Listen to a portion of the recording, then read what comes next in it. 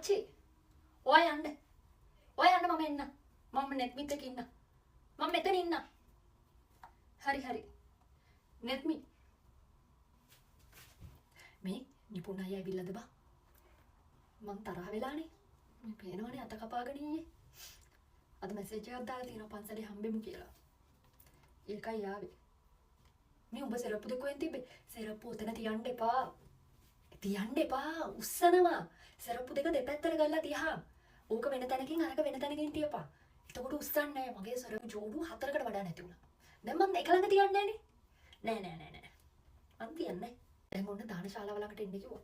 මම නම් යන්නේ ඇයි කියලා අහන්නේ මම යන්නේ අනික බං අද යන්න බෑ පිස්සුද කතා කරන්න පිස්සුද බං යන්නේ කොහමද අද රොයිටර්ස් දෙකම පන්සලේ ඕ කවුද කියලා අහන්නේ ලතා ඇන්ටි කාන්ති ඇන්ටි ඊට පස්සේ ඉතින් ගම දෙවනත් කරා අම්මා මට හොඳට ගුටි කන්න වෙන්නේ තාත්තගේ මම දන්නවනේ බං මේ ලොකු හමුදුරුවෝ මේ පැත්තට එනවා නේද මේ අපි අර පැත්තට යමුකෝ හැංගෙමුකෝ ඇයි කියලා අහන්නේ බං තුසිත්සගේ ටියුෂන් ක්ලාස් ගියානේ සති දෙක තාම පාසල් ආවේ නැහැ යමෝ නෙත්මි ටොයිලට් එක පැත්තට යමුද මොකටද කියලා අහන්නේ කොණ්ඩේ ටිකක් තෙමා ගන්න